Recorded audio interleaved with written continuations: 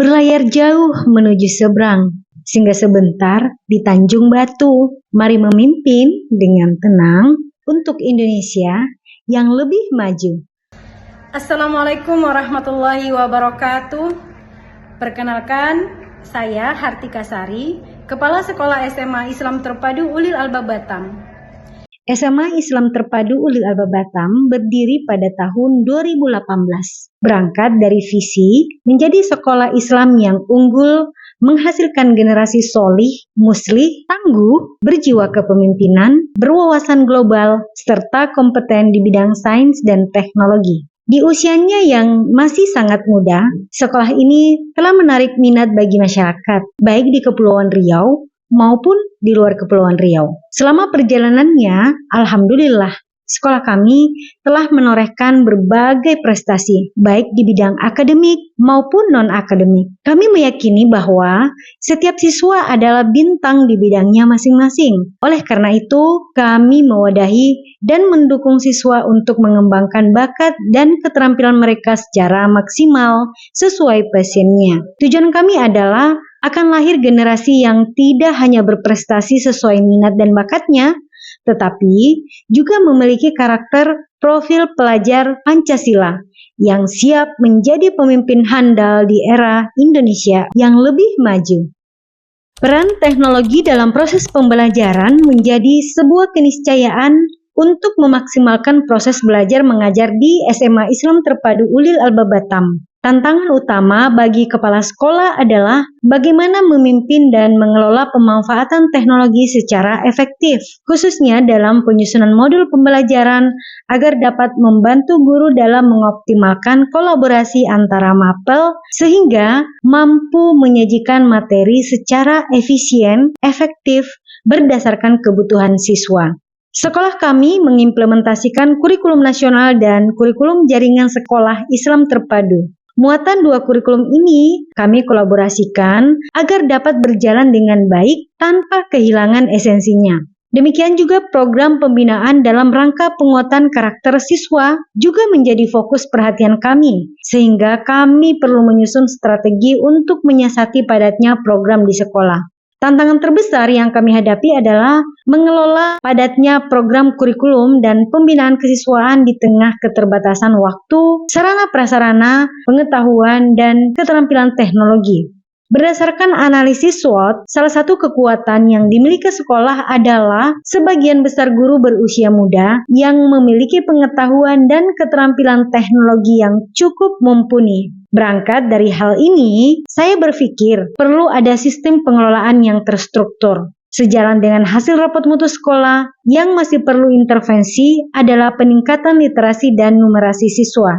Berdasarkan latar belakang masalah di atas, maka kebijakan yang kami ambil adalah strategi kepemimpinan kepala sekolah dalam mengoptimalkan penggunaan teknologi untuk penyusunan modul pembelajaran di SMA Islam Terpadu Ulil Albab Batam. Nah, selanjutnya, bagaimana strategi kepemimpinan kepala sekolah dalam penyusunan modul?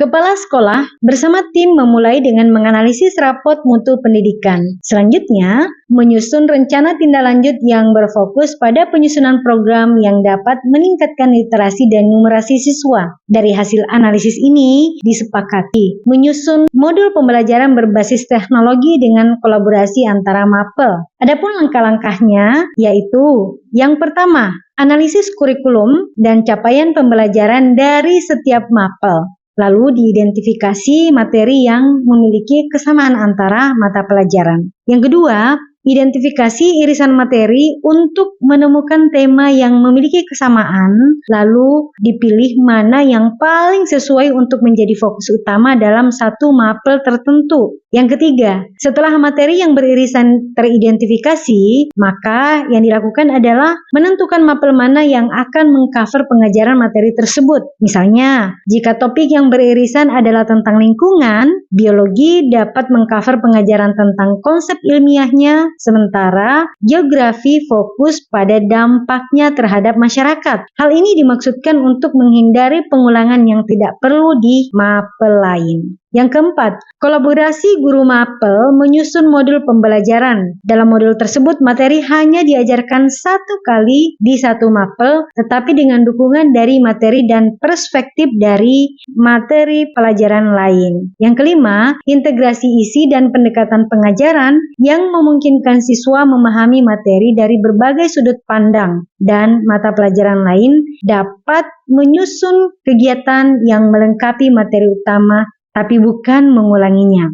Yang keenam, koordinasi jadwal mengajar antara guru mapel sehingga materi yang diajarkan saling melengkapi, sehingga guru dan siswa lebih fokus memahami satu topik secara mendalam dari berbagai mapel tanpa pengulangan. Yang ketujuh, melalui pengelolaan kurikulum dilakukan penyesuaian dengan kalender akademik sehingga tidak ada waktu yang terbuang untuk pengajaran yang sama. Yang kedelapan, pelaksanaan pembelajaran kolaboratif dengan pembelajaran berbasis proyek atau pembelajaran berbasis masalah. Dengan cara ini, siswa hanya perlu belajar satu kali tentang materi yang beririsan, tetapi mengaplikasikannya di berbagai konteks. Yang kesembilan, desain asesmen terintegrasi mencakup berbagai aspek yang relevan dari semua mapel yang terlibat, tetapi fokus pada tema yang diajarkan di satu mapel. Yang kesepuluh, selanjutnya, kita buat rubrik penilaian yang mencakup indikator dari semua mapel yang terlibat. Misalnya, untuk asesmen tema lingkungan,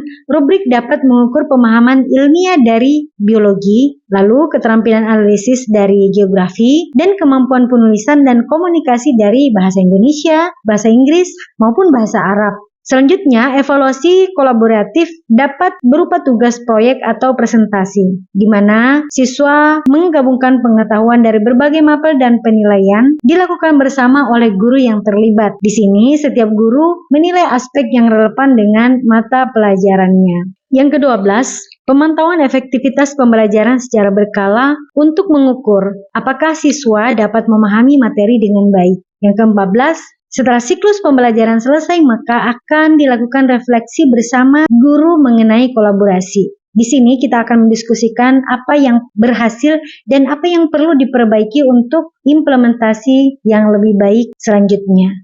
Yang ke-15, berdasarkan hasil evaluasi, kita melakukan revisi modul pembelajaran agar lebih efektif dan efisien untuk siklus pembelajaran berikutnya. Di sini diperlukan perbaikan materi dan asesmen kolaboratif sesuai dengan umpan balik dari siswa dan guru. Nah, setelah teknis penyusunan modul selesai, kepala sekolah harus memastikan sistem regulasi untuk menunjang strategi di atas dapat terlaksana dengan baik. Upaya yang kami lakukan adalah yang pertama, peningkatan kompetensi guru dalam teknologi pendidikan melalui pelatihan, workshop, dan lain sebagainya. Yang kedua, penyediaan infrastruktur teknologi yang memadai, dalam hal ini akses internet, kemudian perangkat keras maupun perangkat lunak harus disediakan. Kolaborasi dan pengembangan modul. Yang keempat, evaluasi dan monitoring penggunaan teknologi. Yang kelima, menumbuhkan budaya inovasi dan kreativitas. Yang keenam, membangun jaringan dengan stakeholder dengan bekerja sama dengan berbagai pihak maupun lembaga. Yang ketujuh, meningkatkan partisipasi siswa dalam penggunaan teknologi. Dengan dukungan penuh dari kepala sekolah, alhamdulillah, guru mampu berinovasi, berkolaborasi, menyusun modul berbasis teknologi, dan menghasilkan modul pembelajaran yang sesuai dengan kebutuhan siswa. Selain itu, kami juga lebih memiliki ruang untuk melaksanakan kegiatan pembinaan karakter siswa dan juga peningkatan kompetensi guru. Alhamdulillah, hal ini berdampak pada peningkatan kualitas pendidikan secara keseluruhan di SMA Islam Terpadu Ulil Albab Batam. SMA Islam Terpadu Ulil Albab Batam, Building Character Academic Excellence. Wassalamualaikum warahmatullahi wabarakatuh.